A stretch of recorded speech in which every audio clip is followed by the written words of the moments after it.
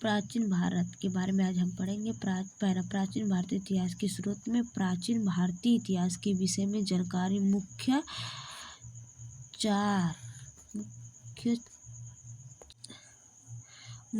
चार प्रकार की होती है। धर्म, ऐतिहासिक, विदेशियों का विवरण, पुरातत्व संबंधी साक्ष्य। अब धर्म एवं ऐतिहासिक ग्रंथों से मिलने वाली महत्वपूर्ण जानकारी। पहला, भारत का प्राचीन धर्म ग्रंथ वेद, जिसके सर्वकल्पना जिसके महर्षि हम क्या कहते हैं, महर्षि कृष्ण वेद्यापन देवास्य।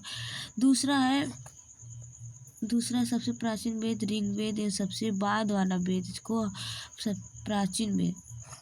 ऋग में सबसे बाद वाला वेद जो है अथर्ववेद है। कौन सा है? अथर्ववेद। तीसरा है ऋग्वेद में मंडलों की संख्या 10 होती है। ऋग्वेद में मंडलों की संख्या कितनी होती है? 10 होती है। देवो सोम का उल्लेख ऋग्वेद के 9वें मंडल में होता है।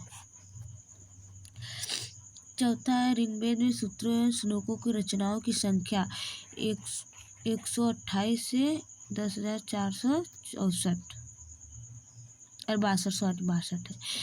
वेदों के श्लोकों को रचना कहा जाता है। वेदों के श्लोक को रचना कहा जाता है। चतुर्वेद समाज की कल्पना का आदि स्रोतों को ऋग्वेद के 10वें मंडल में वर्णित पुरुष सूत्र है। ऋग्वेद के इंद्र के 250वें तथा अग्नि में के 200 श्लोक की रचना की गई है। वामनात्र की 3 पगों के आख्यान का प्राचीनतम स्रोत ऋग्वेद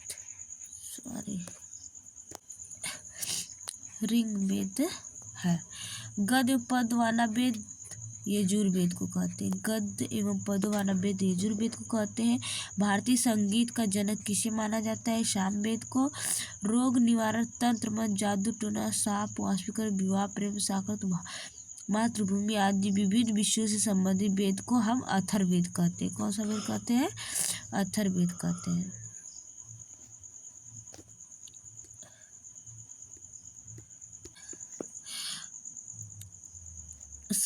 सभा एवं सिमती के प्रजापति की 2 पुत्रियां थी। सभा एवं प्रजापति की 2 पुत्री थी। अथर्ववेद में है। पुत्रियों कहा जाता है अथर्ववेद। ऐतिहासिक 13 कथाओं का सबसे अच्छा विवरण मिलता है पुराणों में। कहाँ मिलता है? पुराणों में। पुराणों के रचयिता माने जाते हैं। पुराणों की रचयिता किसे माना जाता है? लोमहर्ष एवं उनके पुत्र उग्रश्रवा को। पुराणों की संख्या 18 होती है। पुराणों की संख्या कितनी है? 18। सबसे प्राचीन प्रमाणित पुराण जो मत्स्य पुराण, सबसे प्राचीन प्रमाणित पुराण को मत्स्य पुराण के नाम से जाना जाता है। विष्णु पुराण मौर्य वंश के, वायु पुराण गुप्त वंश के तथा मत्स्य पुराण आंध्र सातवाहन वंश से संबंधित है। स्मृति ग्रंथों में सबसे प्राचीनतम प्रमाणित है मनुस्मृति। मनुस्मृति बुद्ध की पुनर्जन्म की कहानी, बुद्ध की जो पुनर्जन्म की कहानी वर्णित की जाती है जातक कथा में। जैन धार्मिक को कहा जाता है आगम। जैन साहित्यिक को कहा जाता है आगम। महावीर के जीवन कृतियों में अन्य कहानियों के साथ उन संबंधों को विवरण मिलता है भगवत गीता सूत्र में। जैन धर्म प्रारंभिक इतिहास, जैन धर्म का प्रारंभिक इतिहास माना जाता है कपिलवस्तु को।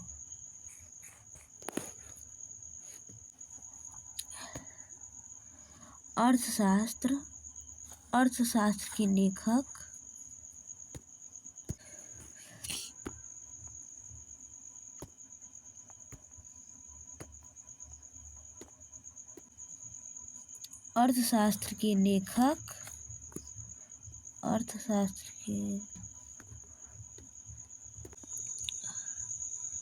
अर्थशास्त्र के लेखक चाणक्य।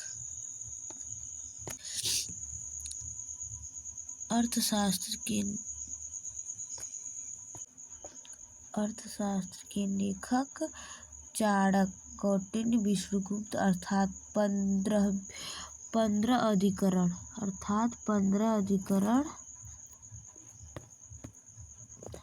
15 अधिकरण विभाजित है।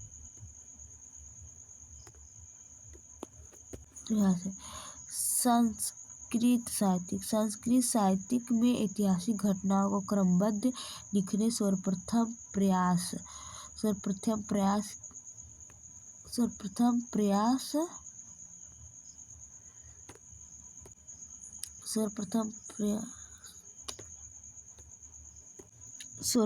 प्रयास किया गया, जिसको हम कहते हैं कन्नड़ द्वारा रचित पुस्तक राजतरणी, जिसका संबंध है कश्मीर के इतिहास से। अरबों की सिंध विजय का वृत्तांत सुरक्षित है। चचनान लेखक अली अहमद में अष्टाई के संस्कृत भाषा का व्याकरण में प्रथम पुस्तक के लेखक पाणिनि। आज का वीडियो यहीं पर समाप्त हो गया। अगली वीडियो